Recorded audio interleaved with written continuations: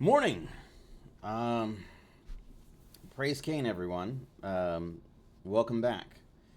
I was playing Praxis last night and doing some work. I don't usually work on stream, but that's something I'm thinking of doing. Perhaps I'll do that in the future. Um, don't mind my hair. I just got out of the shower not too long ago. I just wanted to brighten up and not look too crazy while on camera. Let's see if I can mess with my light a little bit.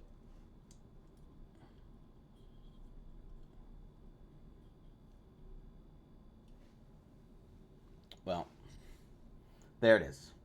That seems to have done a pretty good job with the, glasses flare. We'll see how it goes. But welcome back. Glad to see some people watching. I'm going to continue talking about the Black Hand, the Sabbat, Vampire the Masquerade, and other role playing games. If people have role playing game questions or LARP questions, that kind of thing. Um, Specifically, I'm going to dive into the Black Hand and talk about paths. Um, and I think I might also talk a bit about the Ivory Tower playing the Camarilla. If not today, then in the future, since that's a project we're actively working on. And a lot of people have expressed interest in it. So that would be a good thing to talk about, I think. We'll see. We'll see how that goes. Um, it's not actually the project I'm currently working on. That's actually a Sabbat adventure that I've kind of had in hand. Well, two Sabbat adventures, really, that I've had in hand. One of them completely completed, the other pretty rough still.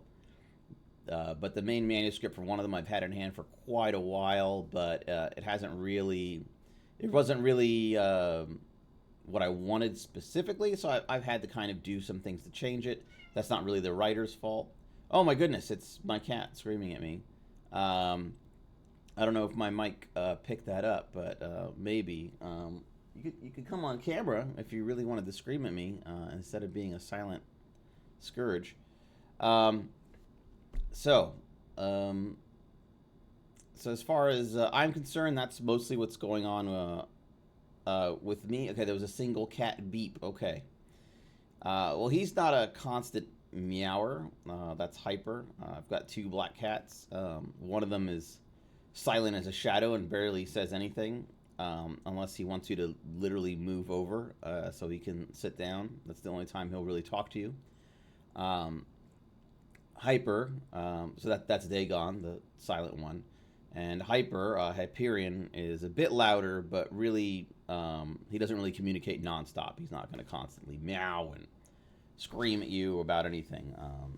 Usually, he wants some attention to play. He wants to play something like that. He's still very young at heart, and kind of young in years too. We've only, I don't know, maybe had him 4 or 5 years.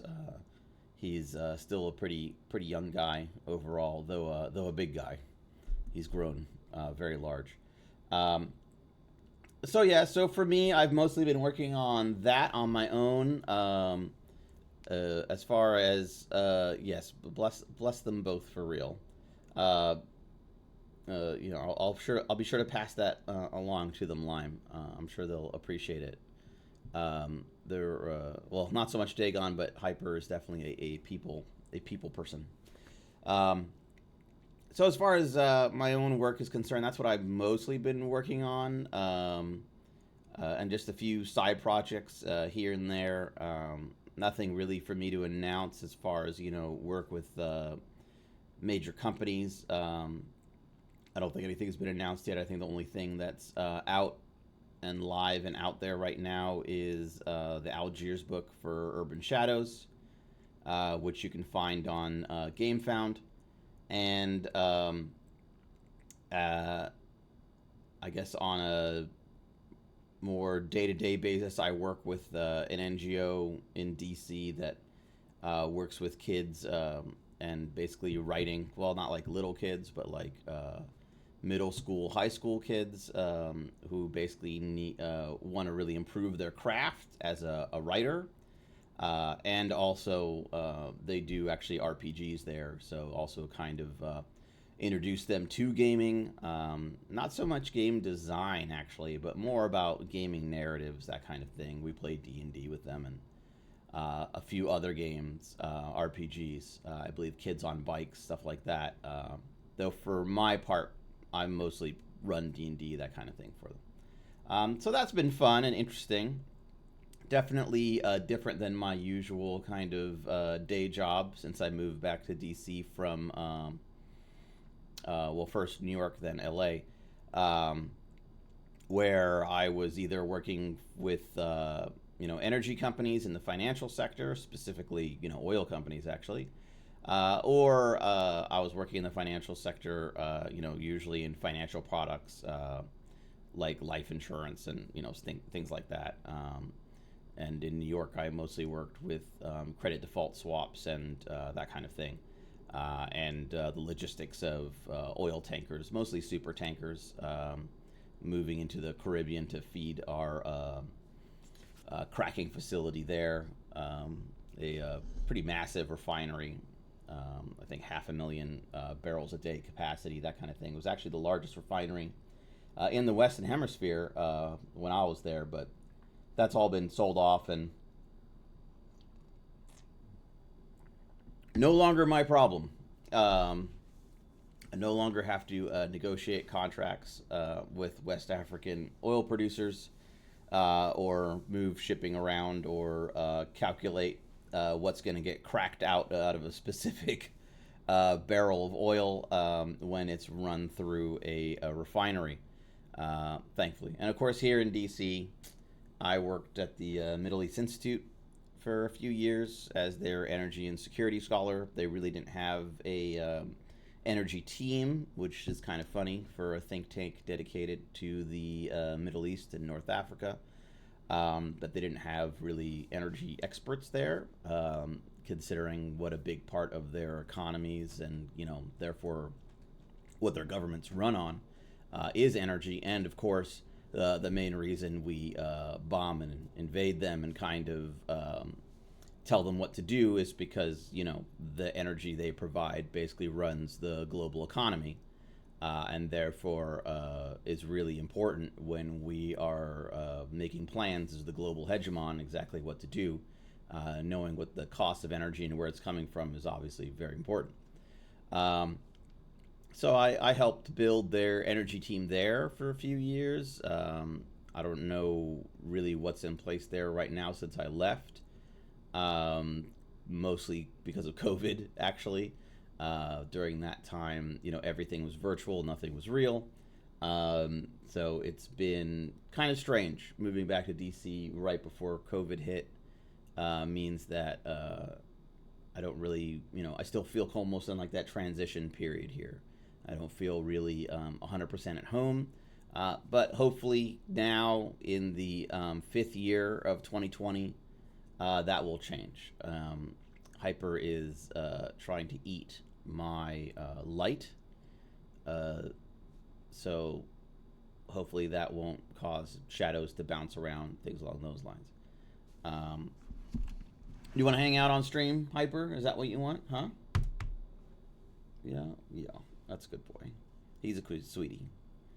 Well, he seems to think so. I don't know what's on there. He's licking it, so maybe he just likes electricity.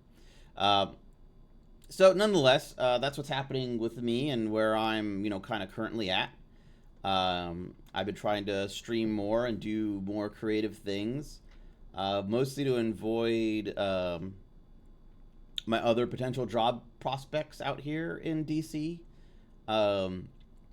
which I've been kind of applying to everything, especially on the creative side, logistics side, financial side, even the energy sector side. I've been really trying to avoid the, national security sector here in DC for pretty obvious reasons. So, definitely I've been made some, pretty interesting offers while I've been here. One I actually accepted about a year ago, but hilariously, before I could start work at the Pentagon, I was doged. Elon Musk actually, hilariously, I was probably one of the few. Well, that's not true. He canceled a lot of upcoming work. He didn't actually cancel anything that was ongoing at the Pentagon, or at least not that I heard of.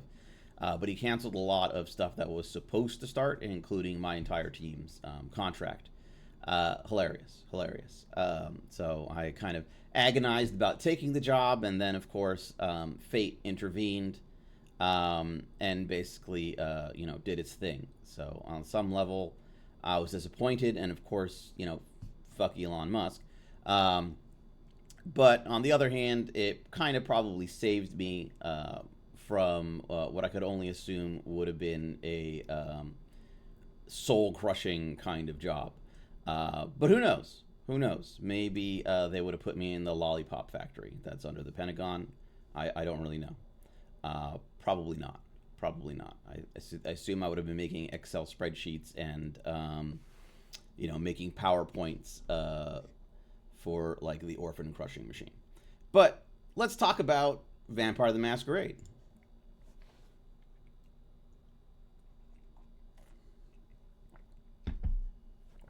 Well, that's the Ivory Tower. That's actually the preview for the Ivory Tower. No secrets or surprises there. That this is actually what is on the Storyteller's Vault right now. I'm not going to talk about it right now, but it's why tease you with a picture of it? I guess it'd be a little unfair. I think it's a pretty good book and a pretty good preview of what we're going to be doing with the book. As I've said in past streams, probably going to rejigger the way the factions work. Right now they're defined as like salons. We have a pretty good idea what a salon is, but given the structure of the Camarilla, while salons are very important and kind of top tier open allowable factions, I guess, there would probably be more than just like the salon concept as a faction. And so we're still working on exactly how that would work, if it's, what their kind of mutual exclusivity is. Like with paths, you kind of had something really nice where really you could only be on one path. But could you really only be a member of one salon? Would it be that exclusive? Possibly. So when thinking about these like different factional elements, we wanted something that was personalizing for characters and exclusive on some level. And I'm not really sure if salons as a whole hit that benchmark. Perhaps there would be some salons that would be completely exclusive, and some factions that would be completely exclusive. And perhaps there is where we would put our energy. And so the factions themselves would be a mix of things like salons, like cults, so on and so forth. And your membership in them would be kind of a semi-open secret. Everyone would know you're a member of that salon and all that, but maybe they wouldn't talk about it in polite company, and maybe factions and salons wouldn't like gather with like membership pins or anything like that. Because of the kind of nature of the Camarilla, where everything is where all the truths are unspoken and all the lies are out loud, right? So it's not really an organization where you wear your heart on your sleeve. It's not an organization where everyone tells you what they really think. It's not an organization where everyone tells you who they work for, right? So even the factions themselves would be semi-secret, but not, a total secret. It would get around, especially if you were a real player, as it were. If you were a real operator within that faction, perhaps only your pawns, I guess, would really be able to remain, their loyalties would be able to remain secret, that kind of thing. So that's a little bit about that. I think in here we have kind of an Ashira inspired salon. So some of this will probably change by the time this book is actually produced, which will hopefully be next year. But we'll see exactly. And as you can see, it has a similar structure to the paths right now. Not really quite sure if that will stay the way it is. We've had some new predator types, Camarilla specific predator types. And just as with the Black Hand predator types, we gave them like little special kickers, so to make the role playing of the predator type more interesting and have some mechanical backing, and it not just being a strictly kind of role playing thing that gives you a couple of background dots or a discipline dot, that kind of thing. Yet again, that will also probably change. And then, of course, we get into the various positions of the Camarilla. And we have some interesting lore sheet ideas and all that, and exactly how the Ashira Camarilla alliance works in play, which a lot of people are interested in that. I don't know how deeply we will dive into the Ashira itself. Yet again, that is something that there's a lot we have, but I don't know how much was going to actually go in the book.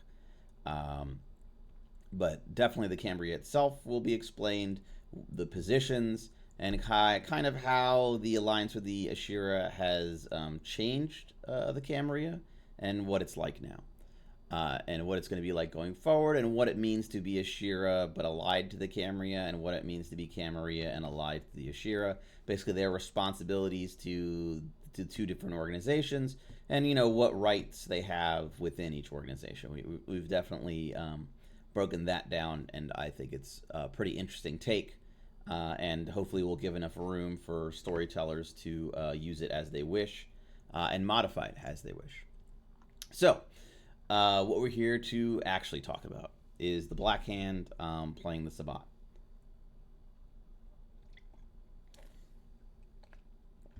Yet again, very happy this book is still, lingering in the top 10 somehow at the Storyteller's Vault.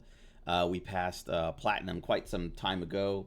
I think the next benchmark medal that we get is pretty far away, because I believe we actually have to double Platinum before we get that. And it didn't take, I think it took a year for us to get Platinum, if I remember correctly, which I felt was pretty fast, considering most Storyteller Vault products never get to Platinum, let alone V5 Storyteller Vault products. Especially not one at this price point, size, and in my opinion, quality. So who knows if we'll ever get another medal again, maybe in the distant future. I'm not quite sure. I know that there is a good deal of love and respect from the book from the community. Other creators reach out to me pretty regularly about it. And so that I'm glad it's being used. It's out there. I've seen, the physical copies out there too. I'm glad to see that, and that it's being played and, collected. And that's, really the best you can ask for. Obviously, I want to get paid for my work as well. So please go to the Storyteller's Vault and all that. And, if people want to collaborate when it comes to Sabbat or vampire things, I've collaborated with, many different authors in the past, not just on Sabbat stuff, but, specifically on Sabbat stuff. I've had 3 adventures, working on a 4th, written for the Sabbat the Black Hand. 2 of them are published. Our Graves Are Empty and Lost in the Garden. Those 2 are by Chris Handley and Steffi Devon, who are both, are very talented writers and role-playing game designers. Obviously, Steffi's worked on Vampire a whole bunch, and for Onyx Path on several of their lines. And as an independent RPG creator, has many different things out there. I've seen many of her things in the Free RPG Day booklet. I believe it's called Level 9. She always has, not always, but she almost always has very interesting things in there. She wrote City of Flesh with another author whose name escapes me. I'm getting terrible with names now. Who I've worked with. Well, actually, no, I don't know if. I've worked with them on an RPG called Witch, and I know they worked, and I think they're the head developer of Avatar, actually, for the other author on City of Flesh. And City of Flesh is also very interesting. You can check that out online someplace. I think it's a very very unique role-playing game. I won't spoil it, But basically, you live like in a city surrounded and composed of flesh, and there are these like two moons that govern magical power and all that stuff, and it's pretty cool, and you can dig into the metaphors of all that, within the work itself. I won't spoil anything. Um, and of course, Chris, who has worked on Wrath and Glory, the Warhammer RPG, and a few other things. I think he also has stuff on the Storytellers Vault. I believe Manchester by Night, I believe it's called, is his, as well as an adventure on there. I think one of the very first V5 things on the vault might be by Chris. So I often collaborate with writers to create Sabbat adventures based on the Black Hand playing the Sabbat's rule set. I've run those adventures at Gen Con. Usually, I only run a few adventures because my time at Gen Con is pretty limited. Cause I'm often now a guest at the Writers Symposium at Gen Con. I'll be there again next year. They just invited me again just a few weeks ago, I think, or maybe a few days ago, actually. So I'll be there doing that, and usually those panels and discussions and workshops take up most of my time when at Gen Con. That and professional meetings. So I don't usually run a lot of games at Gen Con. I don't know if I'll be running Sabbat games again at Gen Con. I'll see. Usually I only run 3 or 4 games at Gen Con over the entire time I'm there. And usually those get like booked basically immediately, thankfully. So it's nice to have like a full table and to see the interest for the work. So the Black Hand playing the Sabbat, we were talking about the paths. We were kind of going into the individual paths and how they were written. We went over the Path of Cain, and we went in, and we were now talking about the Path of Cathari. So I guess on some level, I'll talk about the Sabbat official Sabbat V5 book that I worked on. The developed by Justin and Killy, and I had another author on there who I need to remember his name, who was also exceptionally good. I'm actually gonna just look up his name now because now I feel obligated to, because I've mentioned him twice without being able to remember his name. All right, so Alan Alexander. There we go. Yeah, so Alan Alexander, who did an exceptional job with as the other author on the Sabbat book. Justin was the developer on that book. I don't think he actually did very much writing on that book. He was heavily involved, obviously, in the editing process and the brainstorming process. But as far as like actual word count, Alan and I basically split that book, 50-50. So that was fantastic. And he did an exceptional job on that book. I know his work mostly. I don't know what else he's worked on, but I know his work mostly from Exalted: The Infernals, and on that, of course, he did an exceptional job. That is a very dark book, obviously, given its subject matter. And kind of the most grim dark of the splats in Exalted. Obviously, the Infernals, you're literally working for the Yomi Kings, like the demons, basically extra dimensional demons. So it is on a whole other level there. So a very good fit for that V5 official Sabbat book. Though I don't actually find that book to be exceptionally dark. It definitely leans into the darker aspects of the Sabbat because obviously it's there to portray the Sabbat strictly as villains, as antagonists, as not cardboard cutouts for your PCs to knock down so much, but they could be that pretty easily, given what's in the book. If you just opened up to the basically chapter where the Sabbat NPCs are statted out, you could definitely use them as basically target practice. That is fair. But there's all that book around that section that basically delves into the Sabbat. and I feel gave good bones for what we eventually did here.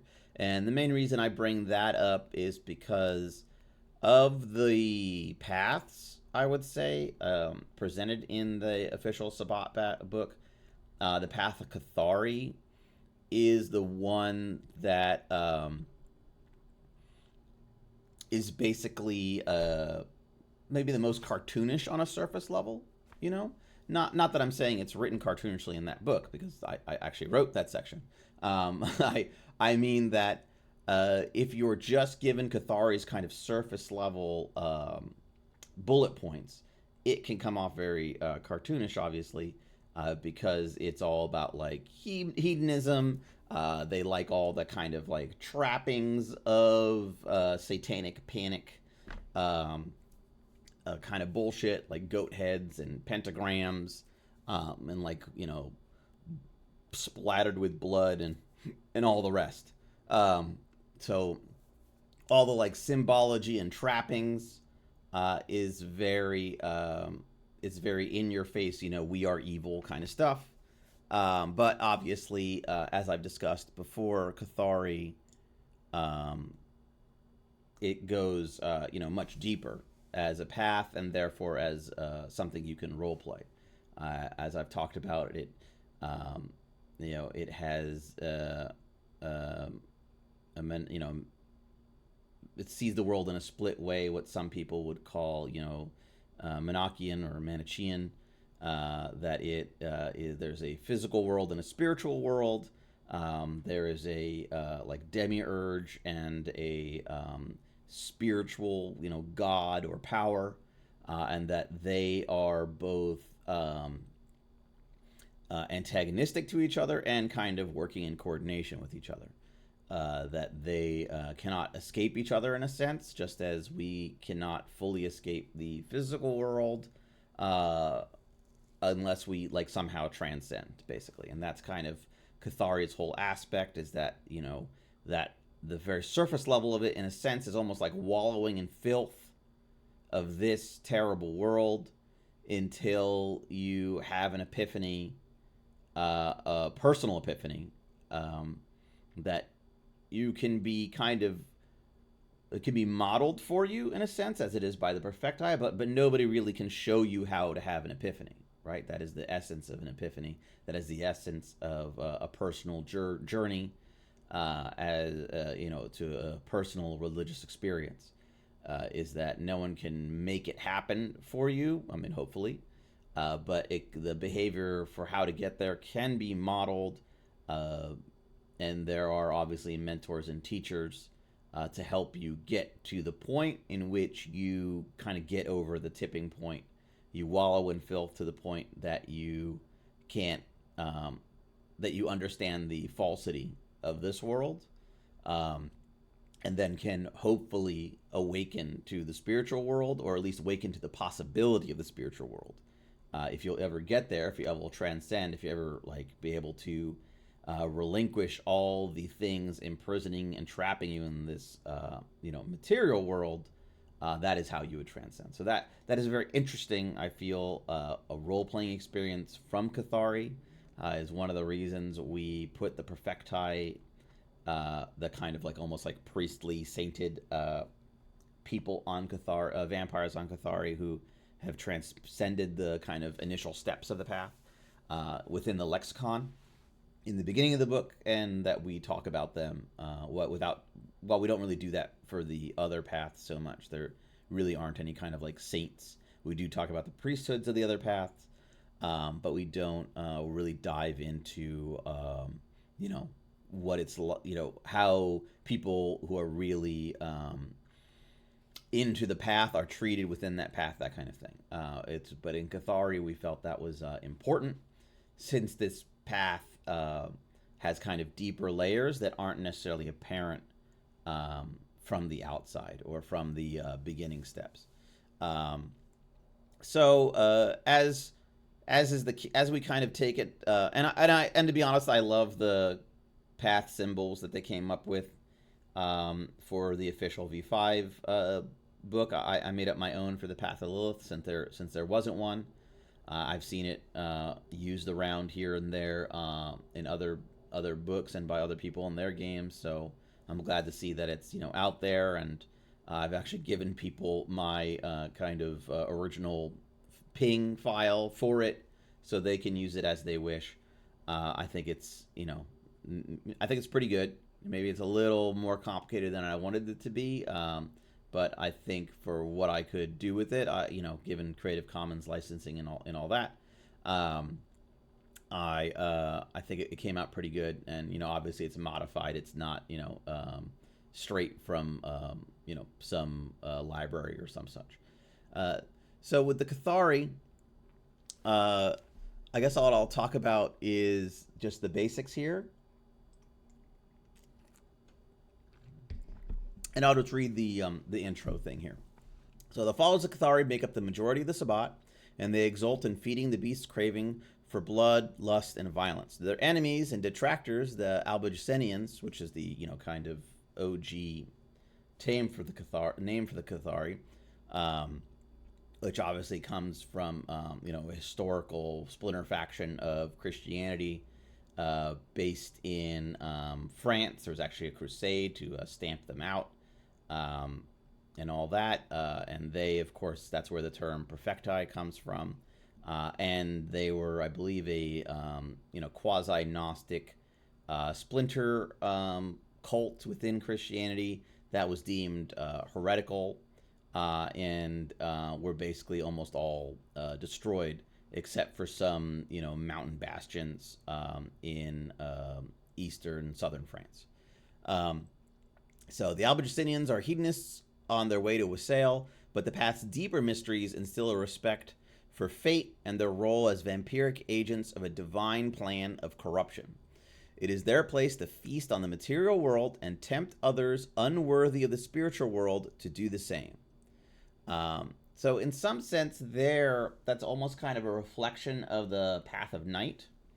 And there are a lot of similarities with the Path of Night when it comes to Cathari. It's actually one of the reasons that in the official V5 book, Path of Night is kind of described as a offshoot of Cathari. In this book, we suggest if you wish to recreate the Path of Night that you base it on Cathari and then go from there. You basically would just have to make the convictions, kind of more, I guess, Christian, and more on, punishing mortals and that kind of thing. And there actually is a lore sheet, which I've discussed before, called Angels of the Abyss, in the back of this book, which is specifically, basically, the Path of Night coded. And it's for Sabbat or Lasombra. So you could still be a Lasombra on the Path of Night, let's say, in some sense, and not have to be a Sabbat member. I mean, that might be an interesting way to model someone who has converted to the Anarchs or the Camarilla, but is still attached to the Path of Night in some way. You could give them some, spooky things from that lore sheet. Or you could just give them convictions from Cathari, or more Path of Night coded convictions. Maybe use the path compulsion from Cathari, that kind of thing.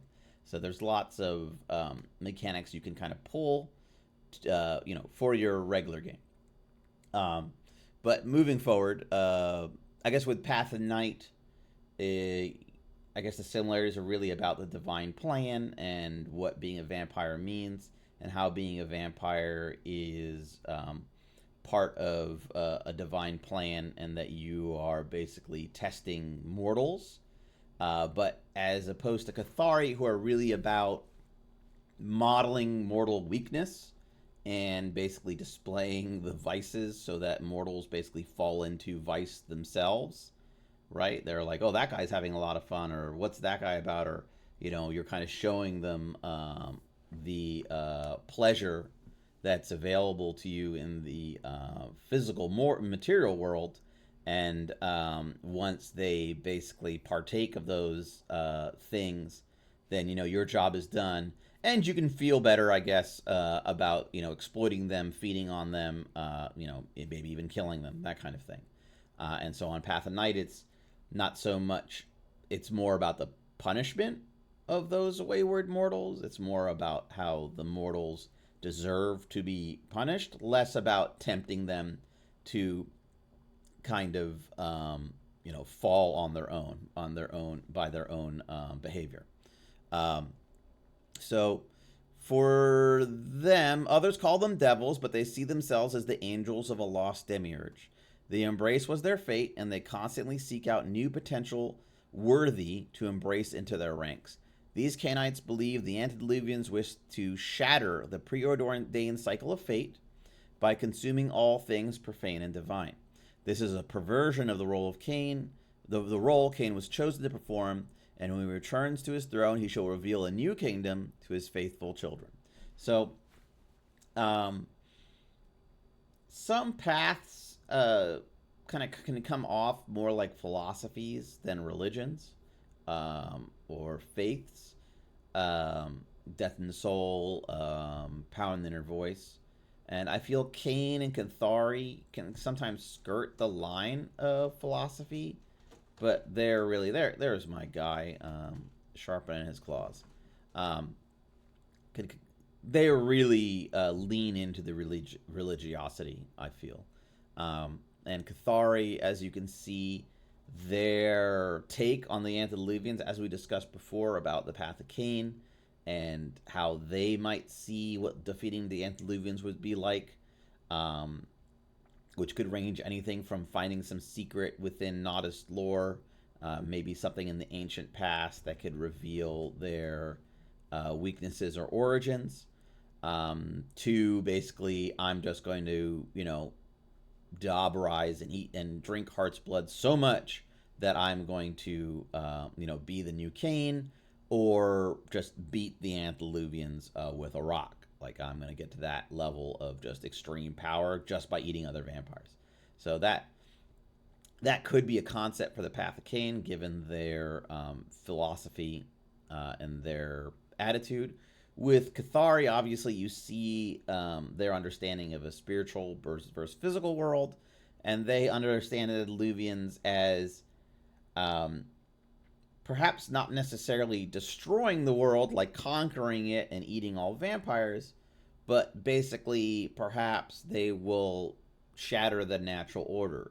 Perhaps they will merge the physical and spiritual worlds again. Perhaps they are planning to, take on and consume the spiritual world and leave only the physical world behind, this kind of like rotting corpse world without a soul. So that's how they see the antediluvians, as not just, conquerors or a natural disaster that's going to consume everything, but they're really going to change the way the world works, and they're going to change what it means to be a vampire and what it means to be immortal, because instead of being, in a sense, trapped in this prison with the hope that you can transcend this prison and move on to the spiritual world, that there's a glimmer of light there. Instead of that being the reality, the fear is that basically, in a sense, they're going to eat heaven, and all that's going to be left is the prison. There will be no hope. So that's pretty bleak. But it also means that their sense of what it means to defeat the antediluvians could be more metaphysical. It could be more spiritual and transcendent, as opposed to, getting strong and hitting them with a rock, or finding some weapon or some chink in their armor to exploit. Perhaps it's more about somehow metaphysically entering the spiritual world and finding something there, or fortifying it against them, or maybe even poisoning it so that it will destroy them if they try to consume it. So there's lots of different possibilities. It's, in some sense, I understand it can seem somewhat high-minded when we talk about these things, when you talk about these esoteric and metaphysical things. But in actual play, it doesn't have to be that way. In actual play, it can be, pretty gritty. What these high-minded, so-called high-minded or esoteric things allow us to do, though, is motivate the players so that when they're doing these street-level gritty things and wrestling with their actions, their motivations are of such a level that it gives them reasons to do those things. It gives them motivation, and it also gives them excuses. Um, I mean, one thing I've talked about as far as the Sabbat and V5 and how V5 is the most, Sabbat of the Vampire the Masquerade iterations so far. And I don't like edition wars, so I'm not shitting on any old editions. I play the old editions. I like the old editions.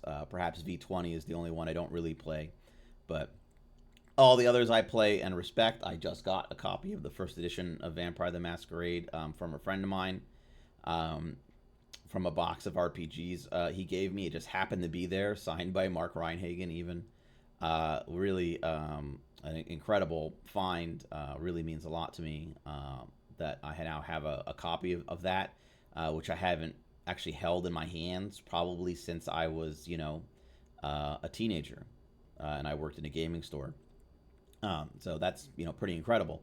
So not this isn't about edition wars. It's simply a matter of the I guess thematic priorities of the different editions, which is often a reflection of developer choices and the mix of writers and basically kind of the schedule. Like if you're churning out book after book after book, that's going to have an impact on the themes and narratives. So beyond all that, I guess what I'd say is when you're talking about the Sabbat and how they play and all that, a lot of times the I guess what kind of gets lost in the shuffle and why the Sabbat can kind of seem like the good guys of Vampire the Masquerade, and why I say V5 is the most Sabbat edition of Vampire the Masquerade, is that the rise of the Antediluvians,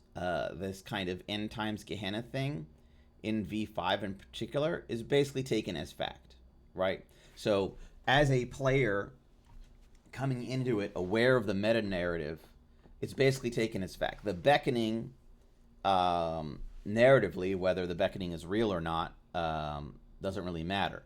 The fact that the beckoning is happening, the elders are disappearing, really feeds fuel to the fire that Gehenna is real, because it is, in a sense, one of the first. It's really the only time in an edition, other than maybe Dark Ages, where there's a global phenomenon happening to vampires everywhere that is seems to be controlling them, right? You have a global phenomenon that seems to be controlling vampires, and not just random vampires, but the most powerful vampires amongst you, right? Changing political structures, changing the way cities are run, changing the way other vampires see the world. So with that, it is almost a confirmation of Gehenna. It might not actually be the Antediluvians doing that. I actually think the more interesting take on the beckoning is that it's a ploy, that it is the elders basically occluding them or obfuscating or basically occulting themselves from this world as best they can, because they see the signs and they don't want to be victims, so they're gonna reemerge once it's over. Perhaps some of them believe that Gehenna is cyclical, which that's definitely a way to go. I think that's a pretty boring, kind of tired way to go. I think Mass Effect obviously does that. Actually, it's a kind of trope that goes all the way back to Star Control 3 from the early 1990s. This concept of a force that cyclically comes and devours all life, or all intelligent life in the sense of Star Control 3. Also, the plot of Mass Effect, spoilers. And then waits for it to grow and reemerge to a certain level again, and then consumes it again. So I feel that's a pretty tired not more than tired, exhausted kind of trope, actually. So personally, I don't think I would implement a cyclical Gehenna. Um, I feel that also kind of weakens the threat of Gehenna if there's a kind of concept of surviving and all that, and that it's going to start all over again, and who are the new antediluvians, and all that. I can see the appeal of that. There's kind of almost like a power fantasy in that when you're part of the group doing the devouring. This idea that maybe you will be left behind as like the new third or fourth generation in a sense, until it starts all over again. Okay, like I get the story interest in that, but I guess it doesn't seem very fresh to me anymore. Maybe I've played too many video games. I don't know. Um, so perhaps these elders, though, believe in a cyclical Gehenna. Perhaps they're deluding themselves. Perhaps they're in contact with agents of the antediluvians, and they know that they've done all they can to basically prep for their arrival, and now the shit is hitting the fan, the rubber is hitting the road.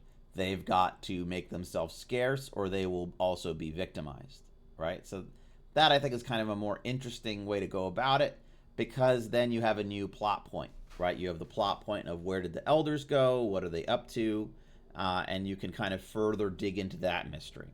If all the elders are going to some battlefield in Croatia, if all the elders are summoned to Syria to get bombed by B-52s, or lasered by Israeli drones or something, that's a little less interesting. Also, it kind of muddles the real world and the game world in an unpleasant way, because then you're kind of saying that some of these atrocities, war crimes, genocides being committed, whether in the Middle East or elsewhere, like Israel's doing in Gaza, obviously, the Holocaust there, has something to do with, vampires. And I feel I'm always kind of uncomfortable. Hey, how you doing, Gord? That's okay. I dropped in late myself, so, it is what it is. We do what we can do. So obviously that's kind of an uncomfortable parallel to draw, as we talked about as I talked about in my essays about writing for the Middle East in role-playing games. You really want to avoid this idea that these places only exist so you can blow shit up, right? Like, you only play in the Middle East, you only play in Africa, because that is an acceptable playground for mass violence. Right? Like, that is an unacceptable framework for me, personally. I feel that if you want to run a game with mass violence, and it's somehow more comfortable for your group to do that in Tunisia or Zimbabwe than it would be in France or Ohio, then you really got to examine your mindset, is what I'd say. I think if you want a game with mass violence and all that, I would say set it in the most normie coded place you can think of, whether that's Cincinnati, Orlando, or Peoria, which seems to be like a byword for normie bullshit. I'd say do it there.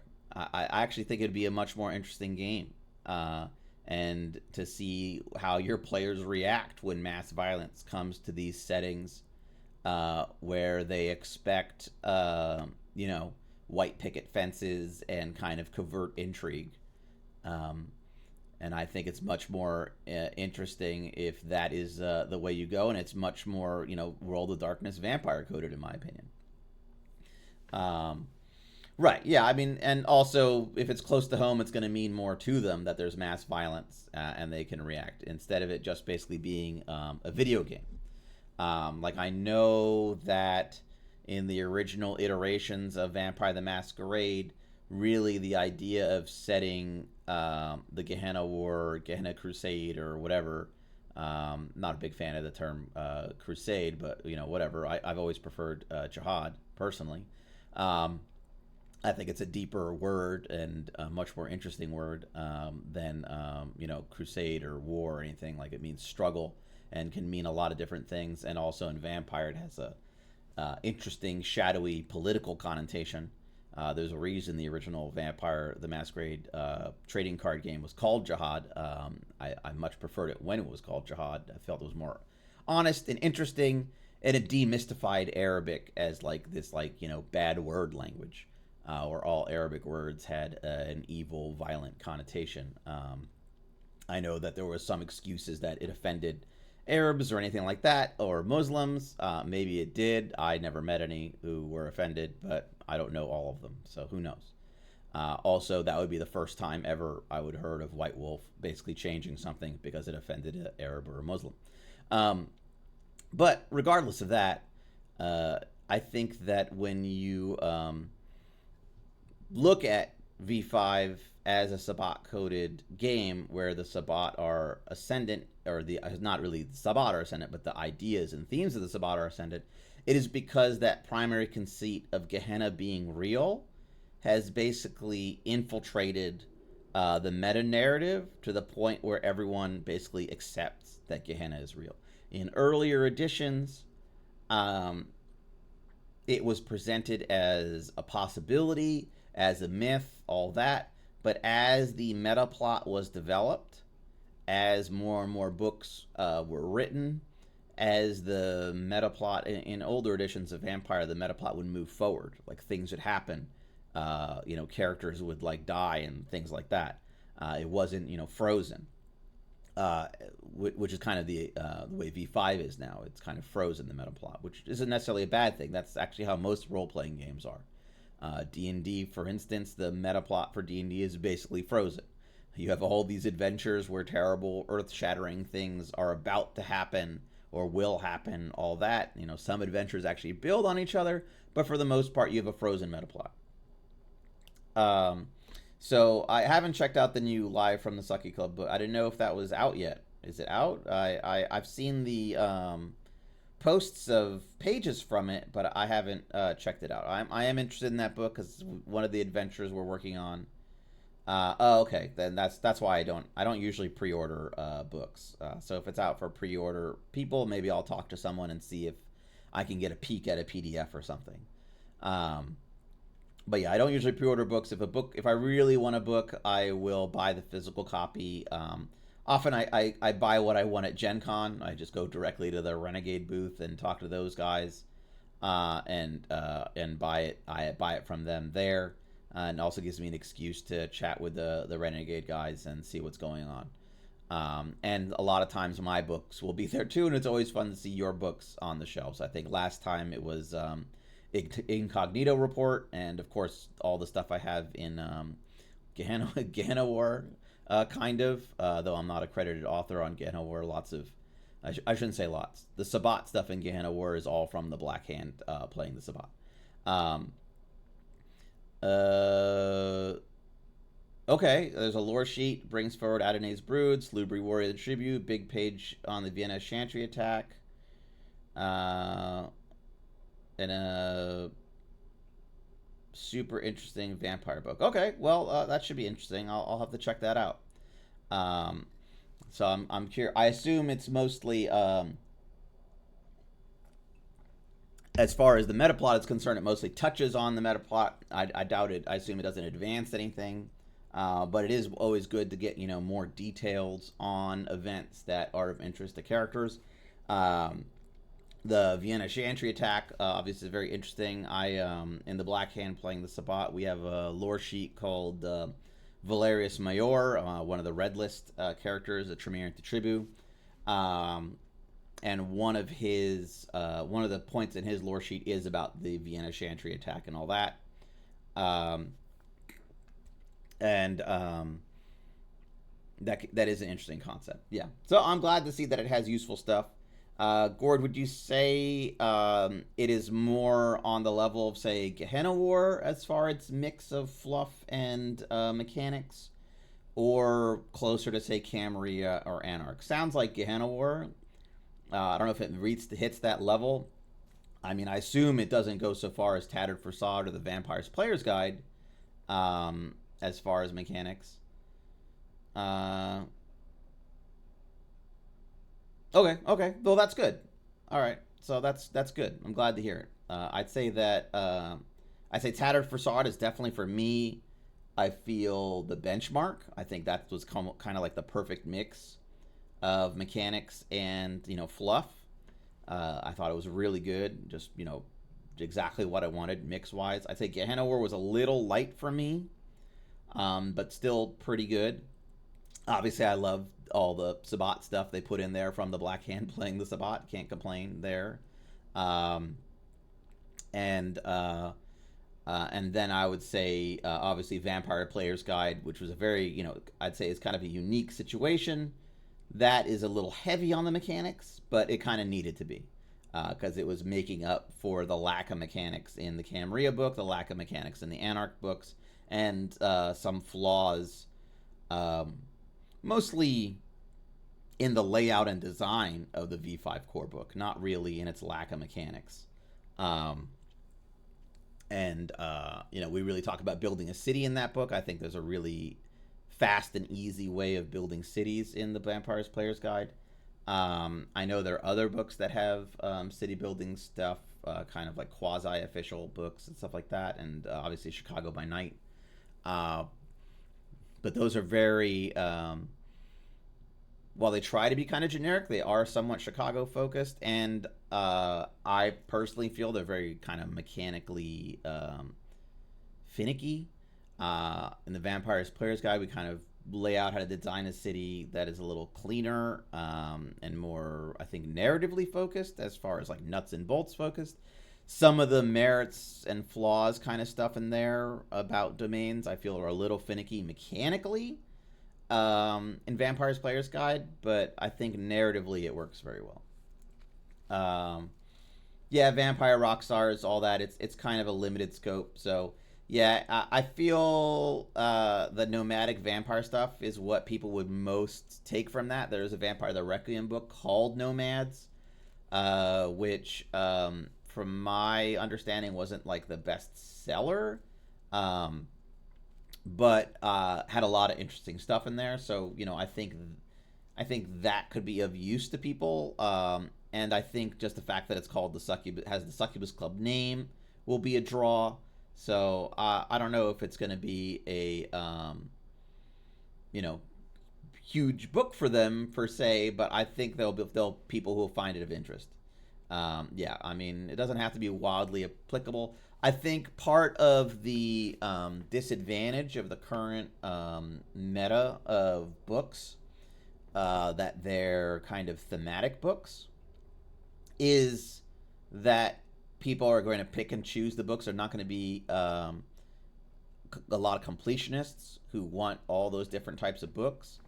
Um, I think also things blur lines in ways that aren't very clean. Like Tattered Facade, I feel is applicable to all vampire games because Vampire is a horror game. Um, and so a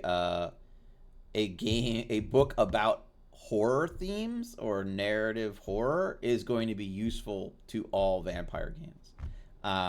Now, a romance book not going to be applicable to all vampire games, especially in America, where kind of romance-focused RPGs um, are not really the norm, and that kind of thing is just coming into the mainstream. I feel through like actual plays in video games. I don't really think it's broken into the RPG space, so perhaps they're a little ahead of their time there.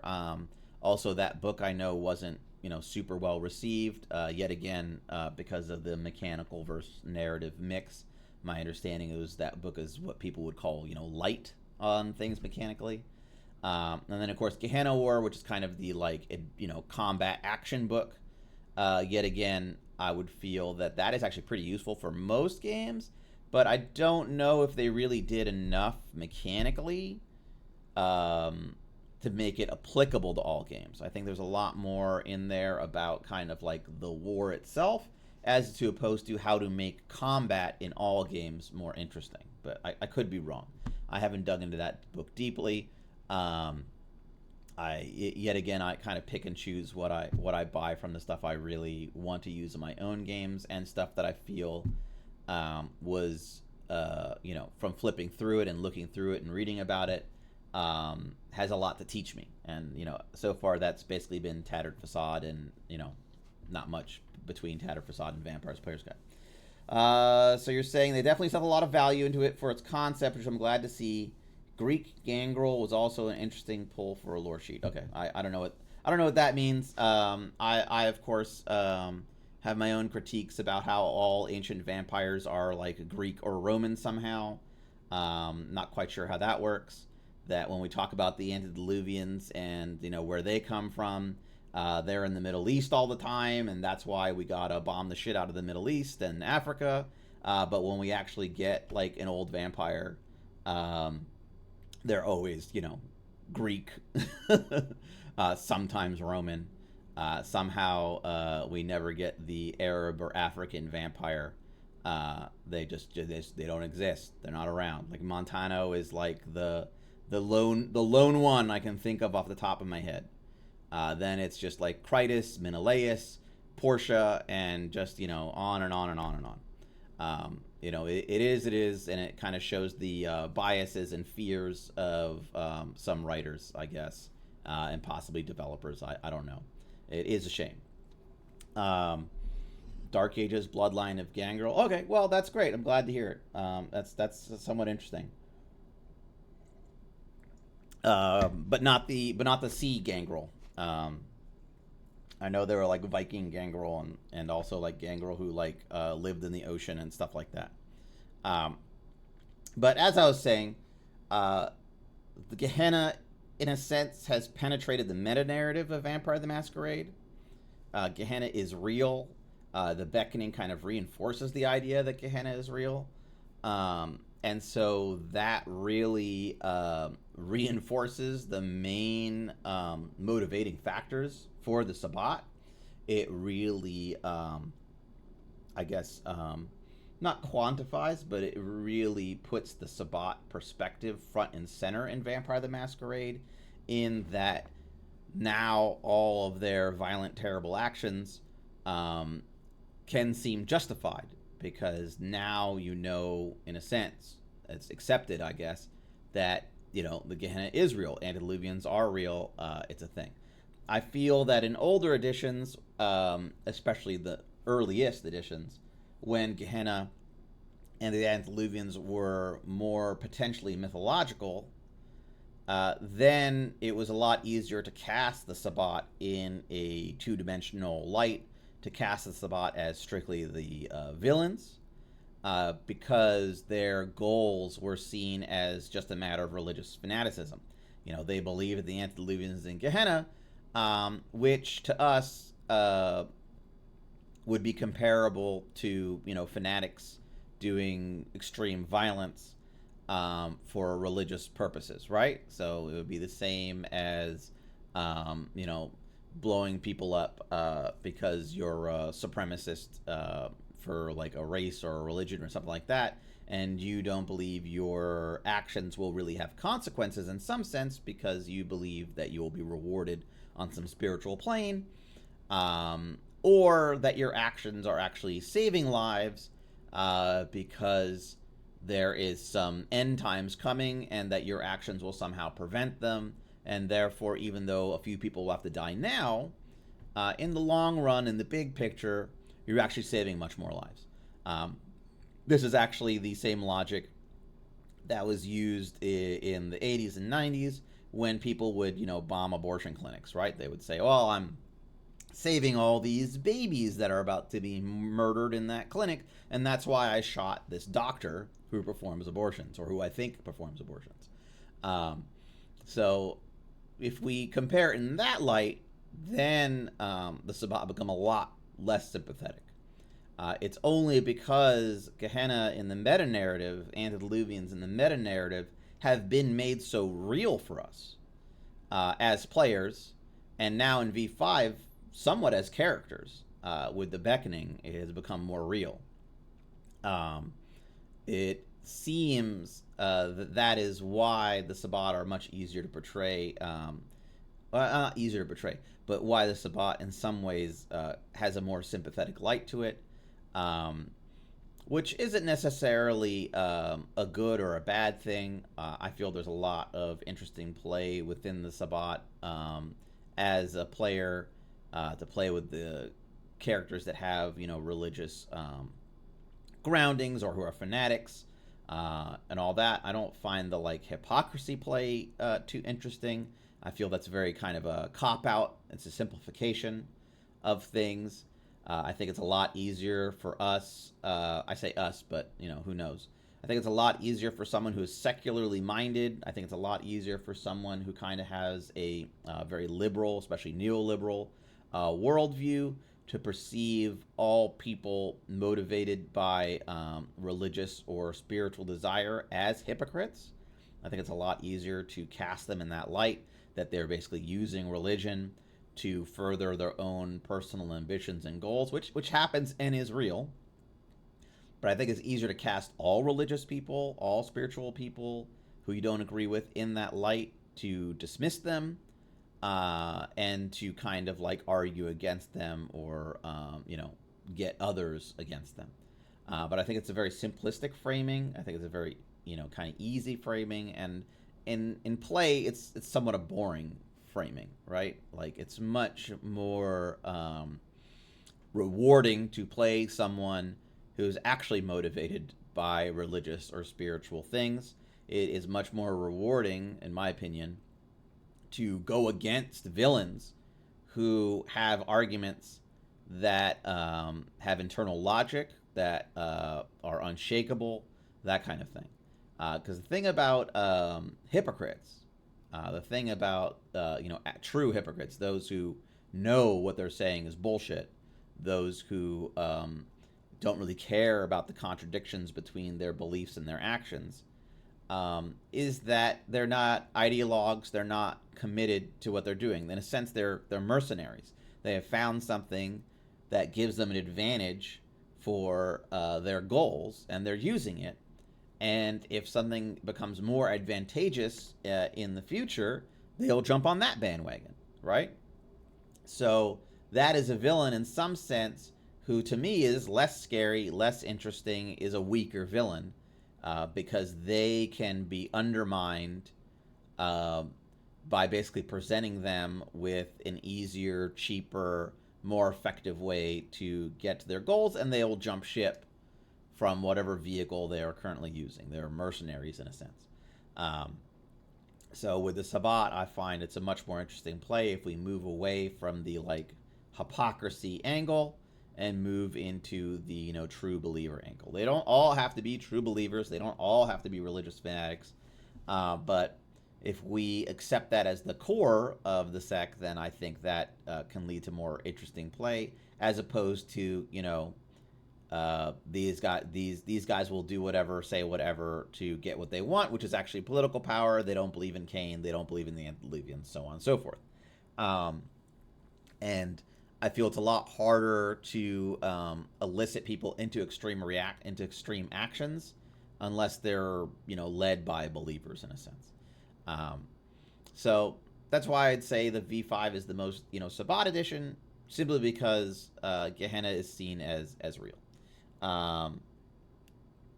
Right, yes. The Sabbat, as just another elder-dominated sect of tyrants, is pretty lazy out for when you don't want to confront what the Sabbat believes.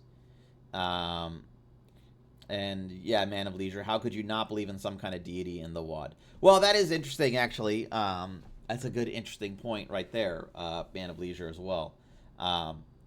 So if all the sects are the same, if they're all elder dominated, whatever, then that kind of flattens play and makes it kind of a bit boring to play within different sects.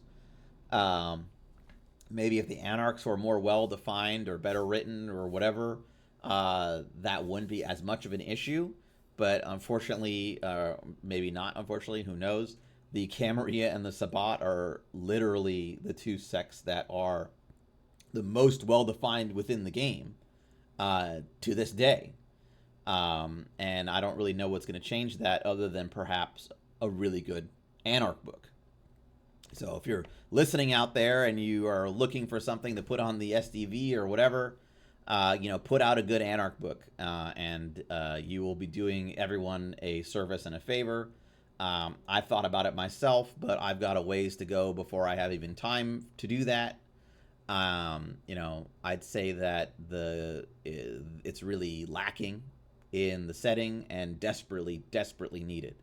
But as far as not believing in some kind of deity, Man of Leisure, the Sabbat, in some sense, especially in the earlier editions, were really presented. I mean, the Camarilla was definitely presented as a secular, atheistic sect, but the Sabbat, in some sense, was also somewhat atheistic, because they, imagine being on the path of Cain and not believing in God, was actually a pretty common take on the path of Cain originally. I think the kind of theistic take on Path of Cain and Lilith and others really came in later editions. I think the fact that Cain was really presented as a vampire that rejected God, that basically refused to take anything from God, basically was forced to take God's punishments because God is God. But when God ever tried to show Cain mercy or kindness or anything like that, quote unquote, Cain would reject it. He would say, no, I don't want any of that. I don't want Golconda. I don't want, your mercy. I don't want any relief. I reject you. You suck. And so I don't want anything from you, even the good stuff. And I feel that kind of rejection really kind of got into the bones and play of the Sabbat, as basically in maybe not atheistic, but definitely anti-God, like an anti-God sect. Because Cain was not a fan. So in a sense, even believing in God, even believing in God was seen as kind of almost like a betrayal of Cain. That the ultimate rejection of God was rejecting even the belief of him. And that's a pretty interesting, role play experience, and how kind of role playing a theist vampire on a path, especially Path of Night. Obviously, I would actually say Path of Night is really the most kind of Christian coded of the paths. And basically being a religious theistic Path of Night vampire, especially Lasombra, of course, would be a really interesting role-playing experience, especially if other Sabbat found you to be pretty heretical. You believe in God and that he's an ultimate power and whatever, while obviously Cain, who may have believed in God, I mean, he kind of met the dude, right, rejected God, and that to be like Cain meant to reject God, and of course the ultimate rejection of God is to not even believe in him.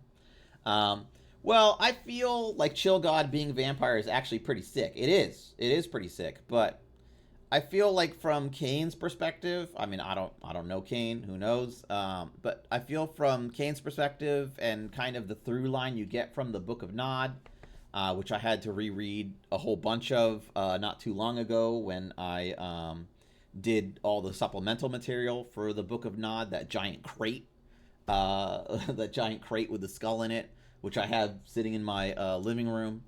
When I wrote all the supplemental material for the Book of Nod, like the stone tablet and all that, I had to reread so much Book of Nod stuff, and all the other Apocrypha and a bit of Revelations of Dark Mother, Eris's fragments, so on. I think part of it is that God forces the punishments on Cain, right? So all the punishments, all the curses, Cain can't reject those things.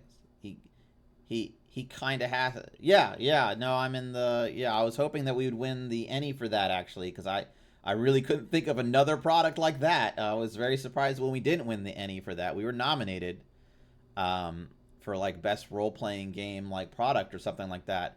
So I was kind of shocked that we didn't win. But with the ENnies, it's a vote. So sometimes it's just a matter of who has a better organized community, I feel. I think the winners did a great job, but the winners didn't produce, a giant wooden crate full of like straw and packing materials, stone tablets, and, idols and stuff. But it is what it is.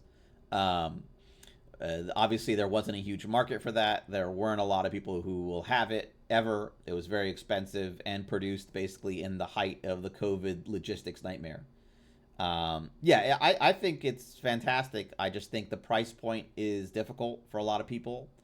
And I think a lot of the items in there, it's basically a piece of furniture. Uh, it's bigger than one of the ottomans in my house. So it's basically a piece of furniture. It is does cool looking. Yeah, it was like $300, I think. Yeah, and who knows if that was a clearing price point, given the COVID pandemic logistics nightmare in which it was delivered.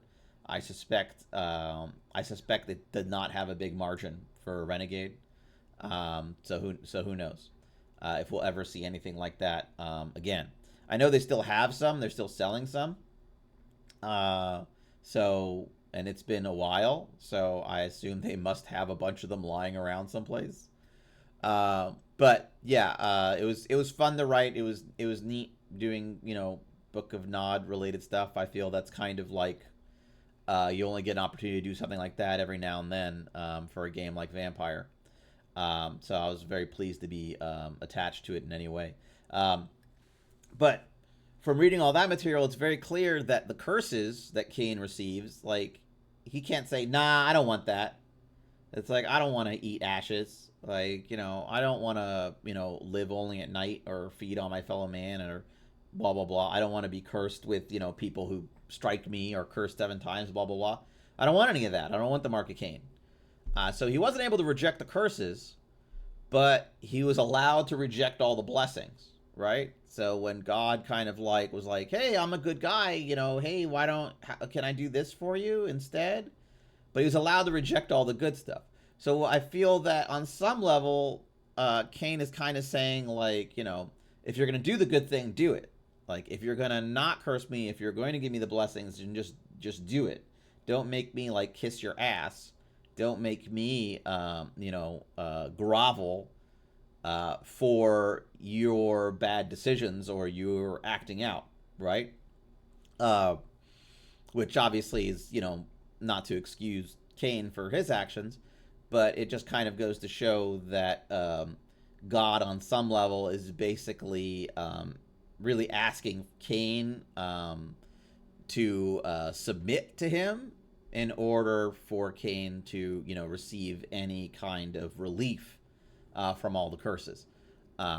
So it's a bit of a kind of hypocrisy from God. Obviously, God, obviously, uh, is a in the Bible, as far as I know, is basically kind of a mass murderer, like annihilates whole cities, like turns people to salt because they looked at the wrong thing, all that stuff. Um, so yeah, he's very prissy in the in both testaments I find, but who knows? He's kind of non-existent in the newer testaments, really. But in the Old Testament, when he's like an actual actor with agency, he uses that agency, for violent ends and to favor certain people based on his whim and all that. So on some level, I can see Cain's kind of not being interested in the hypocrisy. Obviously, God could have raised Abel from the dead. He could have brought him back to life as easily as he cursed Cain for the murder. So there's lots of different ways he could have reacted if he was truly like a God of mercy at that point and all the rest. So I guess that is an instance where you can kind of look at hypocrisy in a very kind of extreme way. Obviously, that's kind of the most extreme way. Like if you have the power to create life, if you have the power to bring people back from the dead, but you choose to instead inflict harm, if you choose instead to punish without righting the wrong, because he doesn't right the wrong. He doesn't make make Abel live, despite all of Abel's good deeds and whatnot. Um, then really, what are the rules here? What are the morals you're being guided by? Are they truly the morals claim you want everyone else to live by? So I can understand Kane's maybe not dilemma, but kind of his disinterest in playing by rules that in many ways were hypocritical. Of course, Kane himself has many flaws or whatever, but on some level, Kane was a man before he became a vampire, while God obviously is God. So we're talking about different levels of awareness or perspective, supposedly. Um, so I've only got about 5-10 minutes, but yeah, I'd say about 5 minutes left. I usually like to end the stream around noon. Um, so I can get some writing and other work done. Obviously, I like talking about Vampire the Masquerade and all that, but if I just talked about it and didn't write books or create things, then I don't think anybody would give a shit what I have to say, which is fair. You don't have to give a shit about what I have to say either way. So with Cathari, yet again, we talk about the role play of Cathari. Okay, so I think I finalized my point basically that the reason I feel V5 is the most Sabbat version of Vampire the Masquerade. Uh, Thank you. Well, I'm not gonna take all the time. I really want that Ivory Tower book out as soon as possible.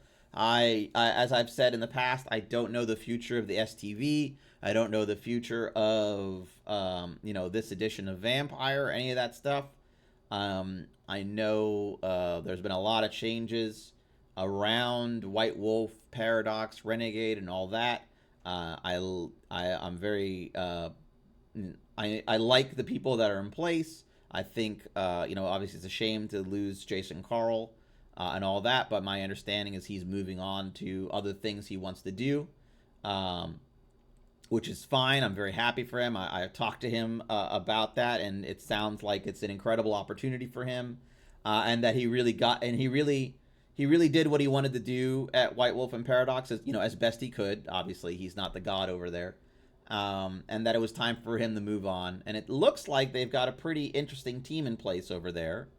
They got a lot of new people on the Renegade side and the PDX side, who, from their previous work at least, there's a lot of reason to be optimistic. I mean, obviously, always cautiously optimistic. Whatever. So hopefully, my optimism, hopefully everyone's optimism, is rewarded. We'll see. But nonetheless, who knows what that means for the STV, community content, what it means for V5 as an addition.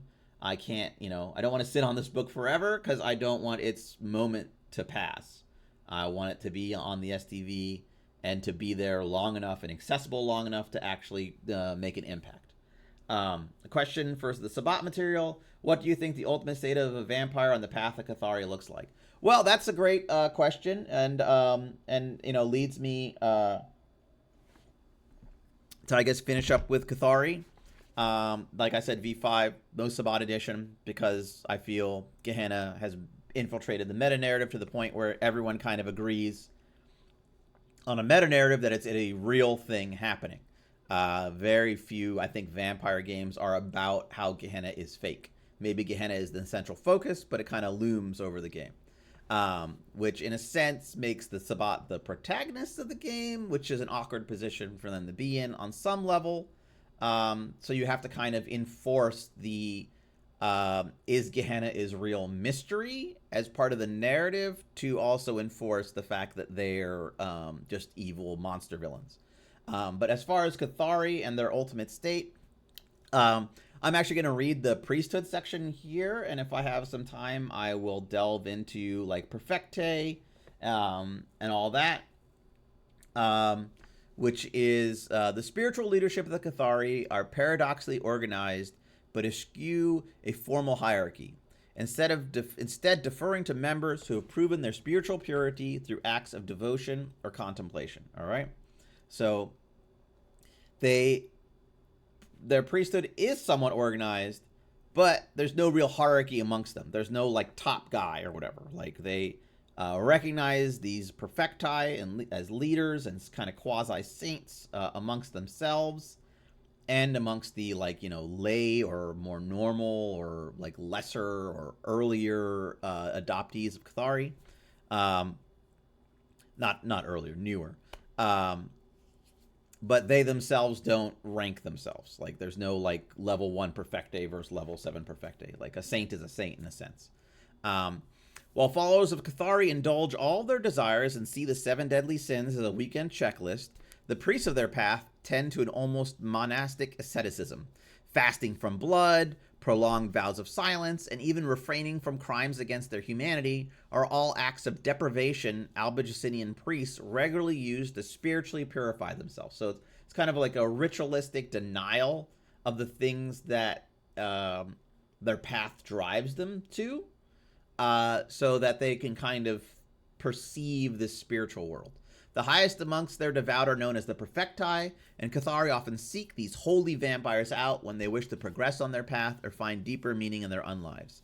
And then it kind of talks about what the Perfecti are all about. Priests on the path of Cathari are usually willing to step down in favor of a packmate they see worthy, so on and so forth. So I would say that the ultimate kind of, maybe not ultimate state. I mean, that I don't really think that I think part of a path is that it has a starting point but doesn't necessarily have an end point. It's like really the end point is probably when you're destroyed or fall to Wassail. That's when you literally like kind of fall off the path. Otherwise, the path is kind of a continual journey. Very few paths have an end point. If we yet again use the like sword bridge metaphor, we can use that for a path. So like the path, as this chapter I believe is called the last bridge over the of the abyss. So if we use that like sword bridge metaphor, where basically the path, you walk on it, and in a sense it is a blade that as you walk kind of like shears and cuts away those things that are unnecessary for you on your journey. Those things are shed, including your humanity and identity on some level. And you're kind of purified as you're walking along the path. These parts of you are shed, to fall into the abyss, as it were, and you continue on your journey to actually cross the bridge to go across to the end. That would be great on some level, but it would probably also mean your annihilation. So really, kind of ultimate state, finishing the path, getting off the path, in some sense is a kind of unknowable situation, and I assume would be perceived by others as the destruction of you or the annihilation of you, either your identity or even like your physical form. Perhaps Golconda is just being a pile of ash in a sense, or dying immortal, or transcending this physical realm. So I don't know if about ultimate state, but I would say that Cathari, once they kind of confront the fact that they are trapped in this, hell realm, that the physical world is, in a sense, hell, and that they've been wallowing in filth and, really indulging all their urges as a way to kind of debase themselves and prove as a model for others to debase themselves, and therefore further trap them in this world, then ultimately their expression is to deny those things. Their expression is to find a way to transcend this physical world. Yeah, so I mean, right. So it is I think it's a pretty common esoteric, metaphysical metaphor, the sword bridge. It's kind of where the initial quote of the book comes from, that concept. The concept is not mine, but the quote is. It's the idea of sacrificing parts of yourself for a greater goal and leaving behind things that will not serve you for what you're trying to achieve. And that is not just a metaphysical or esoteric kind of concept. Obviously, I feel that that is also a concept we can learn from on a psychological or level when we're talking about healing from past traumas or leaving behind past grudges or hangups that don't serve us, so that we can move forward and achieve our ultimate goals. Whether that is, becoming like Cain, whether that is, breaking out of this physical world to find this spiritual world, to just see what the world is truly about, the soul of the world, or whether it's just writing my goddamn book, and stop procrastinating, or blaming other people for my problems, that kind of thing. So it's a little after noon now. We got into Pathic Athari. I'd like to talk about it a bit more. I guess next time I'll talk about the convictions and the path advantages, that kind of thing. I will play some more Praxis if that's of interest to people. Maybe I'll finish the game I was on and chat about it a little bit more. I talked to the creator of Praxis, and they, I don't think they caught the stream, but they seem interested about chatting about it, so maybe we can chat with them on stream or off. That's fine too, whichever they prefer, really. And kind of get into what they were thinking with Praxis and what they were doing forward. Yeah, so all these videos are uploaded on YouTube in full. Man of Leisure. And yeah, you have a great day too, Gord. All right. Have a great day. Praise Cain.